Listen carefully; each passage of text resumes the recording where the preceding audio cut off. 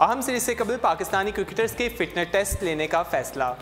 भारत ने आईसीसी इजलास में शिरकत के लिए नजम सेठी को वीज़ा जारी कर दिया। PSL की ट्रॉफी इस्लामाबाद पहुंच गई। कॉमनवेल्थ गेम्स पाकिस्तान और इंग्लैंड के दरमियान 2-2 गोल से बराबर। चैंपियन ट्रॉफी जीतने के बाद मौका क्यों गाया, सरफराज अहमद ने बता दिया। कश्मीर में भारतीय बर्बरियत शाहिद अफरीदी के बाद शुएब अख्तर भी मैदान में आ गए। मेरे बच्चे का खानदानी नाम मिर्ज़ा मलिक होगा, सानिया मिर्ज़ा का बयान। कामरान अकमल की टीम में शमूलियत, सरफराज अहमद का अहम बयान सामने आ गया। अस्सलाम वालेकुम, स्पोर्ट्स राउंडअप के साथ मैं हूं आपका मेज़बान दनियाल सहेल। टॉप स्टोरीज आपने जानी प्रोग्राम का बाकायदा आगाज़ करते हैं। अहम सीरीज से कबल पाकिस्तानी क्रिकेटर्स के फिटनेस टेस्ट लेने का फैसला किया गया है।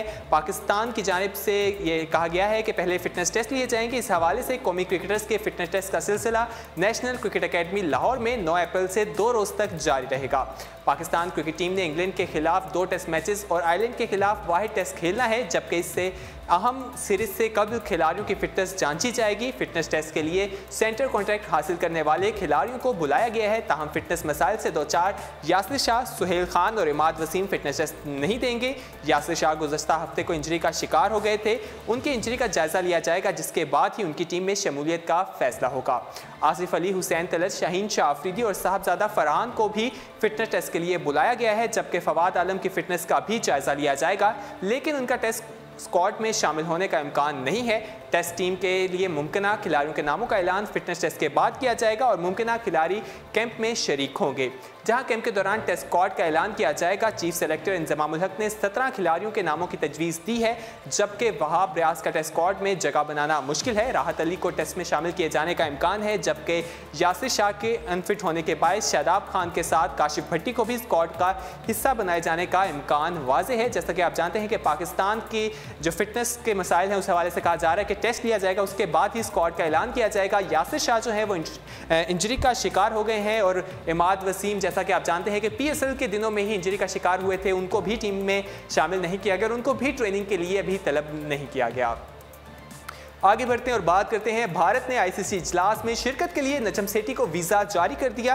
क्रिकेट की आलमी तंजीम और भारतीय हुकूमत के दरमियान खामोश राब्तों के नतीजे में भारतीय हुकूमत ने पाकिस्तान क्रिकेट बोर्ड के चेयरमैन नजम सेठी को चीफ ऑपरेटिंग ऑफिसर सुभान अहमद को भारत के वीज़े जारी कर दिए हैं। पाकिस्तान और भारत के दरमियान गुज़श्ता कई माह से ताल्लुकात कशीदा हैं और भारतीय मीडिया खदशा जाहिर कर रहा था कि रवा माह अप्रैल में कोलकाता में इंटरनेशनल क्रिकेट काउंसिल बोर्ड की मीटिंग में पाकिस्तान क्रिकेट बोर्ड के चेयरमैन नजम सेठी को भारतीय वीज़ा जारी नहीं किया जाएगा। पाकिस्तान क्रिकेट बोर्ड के चेयरमैन नजम सेठी ने मलेशिया के शहर रवानगी से कल बताया कि उन्हें और सुभान अहमद को भारत के वीज़े मिल गए हैं और वो 22 अप्रैल को कोलकाता में होने वाली आईसीसी इजलास में पाकिस्तान की नुमाइंदगी करेंगे।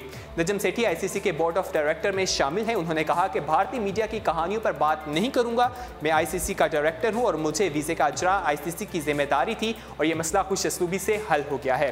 उन्होंने कहा कि कराची में पाक वेस्ट इंडीज सीरीज़ का कामयाब इनकाद यकीनी तौर पर इजलास में ज़ेर बहस आएगा। पाकिस्तान को फौरी तौर पर किसी आईसीसी इवेंट की मेज़बानी नहीं मिल रही, लेकिन हमने आईसीसी को दरख्वास्त दे रखी है कि पाकिस्तान आईसीसी बोर्ड मीटिंग की मेज़बानी करने को तैयार है। नजम सेठी ने बताया कि आईसीसी का सालाना इजलास आयरलैंड में जून में होगा, जिसके बाद अक्टूबर में आईसीसी का एक और इजलास वेस्ट इंडीज़ में होगा। इस बात का इम्कान जाहिर किया कि आइंदा साल आईसीसी बोर्ड मीटिंग की मेज़बानी पाकिस्तान को मिल जाएगी। उन्होंने कहा कि जब टेस्ट खेलने वाले मुल्कों के सरबराह पाकिस्तान आएंगे तो उस मीटिंग से पाकिस्तान की सिक्योरिटी सूरत हाल का उन्हें दुरुस्त अंदाज़ा हो जाएगा। वाज़ेह रहे कि गुज़श्ता बरस नवंबर में लाहौर में पाकिस्तान ने एशियन क्रिकेट काउंसिल के इजलास में मेज़बानी की थी, लेकिन इस इजलास में भारत ने शिरकत नहीं की थी। भारत ने रवां साल सितंबर में एशिया कप के लिए भी मेज़बानी करनी है, जिसके बारे में हतमी फैसला किया जाएगा एशियन क्रिकेट काउंसिल इजलास में। इस हवाले से देखा जाएगा कि भारत उसमें शिरकत करेगा या नहीं। नजम सेठी के हवाले से कहा जा रहा था कि भारत के वीज़े नहीं दिए जाएंगे, लेकिन उनको वीज़े मिल गए हैं।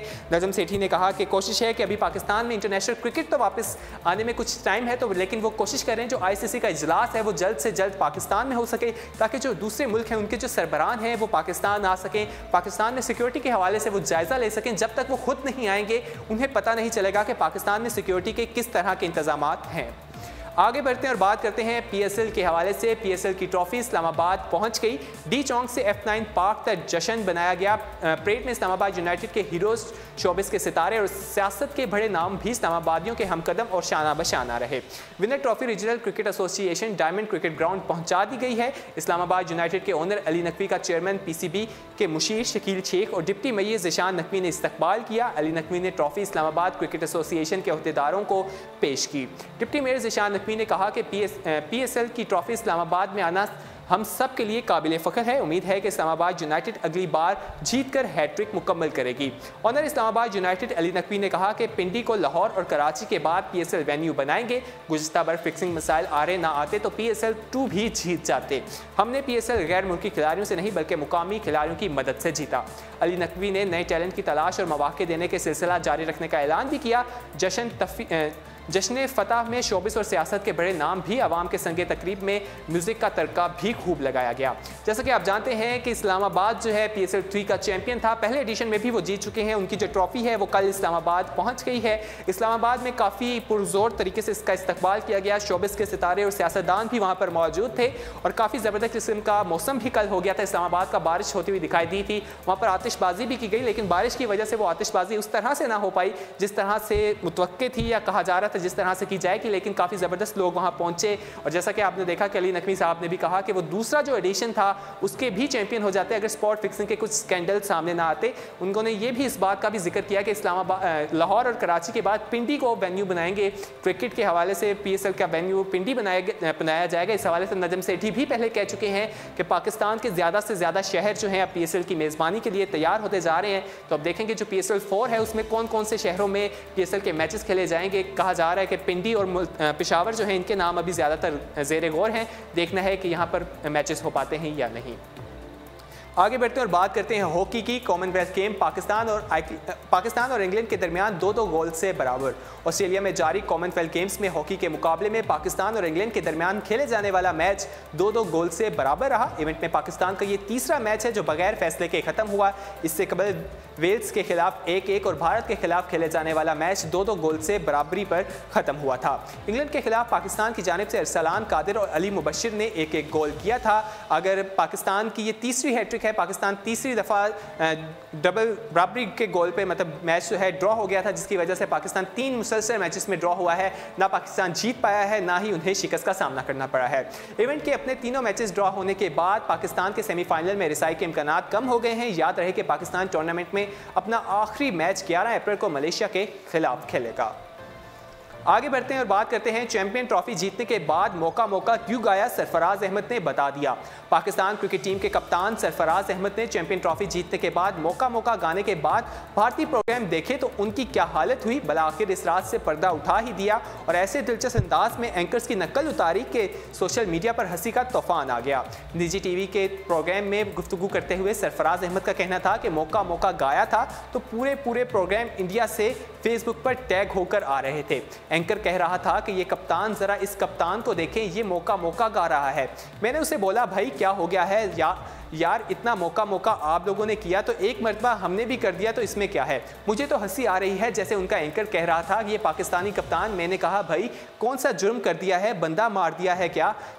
तुम लोग 15 साल से हमारे साथ मौका कर रहे हो। अगर मैंने 2 लफ्ज़ बोल दिए वो भी अपने ग्राउंड के कहने पर तो क्या हो गया। एक सवाल के जवाब में उनका कहना था कि ये शिकस्त हमेशा भारतीयों को याद रहेगी क्योंकि जितनी बड़ी उनकी टीम थी और जैसा उनका ख्याल था कि हम लोग जीत कर आएंगे और बिल्कुल लपट कर नहीं निकलेंगे। ये पाकिस्तान ने जिस तरह से जीता वो काफ़ी यादगार लम्हा था। इस हवाले से सरफराज अहमद ने जो रिएक्शन था उस तरह से जो नकल उतारी वो भी सोशल मीडिया पे काफ़ी वायरल होती हुई हमें दिखाई दे रही है। आगे बढ़ते हैं और बात करते हैं कश्मीर में भारतीय बर्बरियत शाहिद अफरीदी के बाद शुएब अख्तर भी मैदान में आ गए। कश्मीर में भारतीय बर्बरियत के खिलाफ शाहिद अफरीदी के बाद शुएब अख्तर भी मैदान में आ गए। तफसीलात के मुताबिक कश्मीर में भारत की बर्बरियत के नए दौर में दाखिल हो चुकी है। बुरहान वानी की शहादत के बाद कश्मीर में आज़ादी की तहरीक एक नए मोड़ में दाखिल हो चुकी है, जिसको दबाने के लिए भारतीय फौज ने जुल्म की तमाम हदूद से तजावुज़ कर लिया है, जिसकी दुनिया भर में मजम्मत की जा रही है।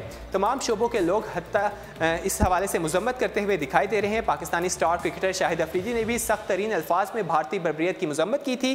कश्मीर में भारतीय बर्बरियत के खिलाफ शाहिद अफरीदी के बाद शुएब अख्तर भी मैदान में आ गए हैं। उनका कहना है कि मसला कश्मीर को जल्द से जल्द कश्मीरी अवाम की अमंगों के मुताबिक हल होना चाहिए।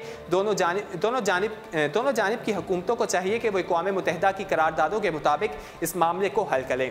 इंसानी ज़िंदगी कीमती है, ख्वाह वो किसी मुसलमान की हो या गैर मुस्लिम की, आपस में मोहब्बत करना सीखें, ना कि नफरत करना। आगे बढ़ते हैं और बात करते हैं सानिया मिर्ज़ा की। मेरे बच्चे का खानदानी नाम मिर्ज़ा मलिक होगा, ऐसा कहना है सानिया मिर्ज़ा का। पाकिस्तानी क्रिकेट स्टार शुएब मलिक की अहलिया और भारतीय टेनिस स्टार सानिया मिर्ज़ा का कहना है कि उनके बच्चे का खानदानी नाम मिर्ज़ा मलिक होगा। सानिया मिर्ज़ा ने कहा कि हम 2 बहनें हैं, हमें कभी भाई की ख्वाहिश नहीं हुई और हमारे होते हुए कभी वालिदैन को बेटे की कमी महसूस नहीं हुई, जबकि अक्सर रिश्तेदार मेरे वालिद को बेटा पैदा करने का कहते थे। उनका कहना था कि मैंने शादी के बाद भी अपना खानदानी नाम मिर्ज़ा तब्दील नहीं किया, क्योंकि नाम से पहचान है और ये आगे भी बढ़ेगा। इस मौके पर सानिया मिर्ज़ा से पूछा गया कि वो अपने बच्चे का खानदानी नाम क्या रखेंगी, तो उन्होंने जवाब देते हुए कहा कि हमारे बच्चे का खानदानी नाम मिर्ज़ा मलिक होगा। उनका कहना था कि शुएब और मैंने इस हवाले से बात की है और फैसला किया है, जब भी हमारा बच्चा होगा उसका खानदानी नाम मिर्ज़ा मलिक होगा, ना कि सिर्फ मलिक, जबकि मेरे शौहर बेटी के ख्वाहिशमंद हैं।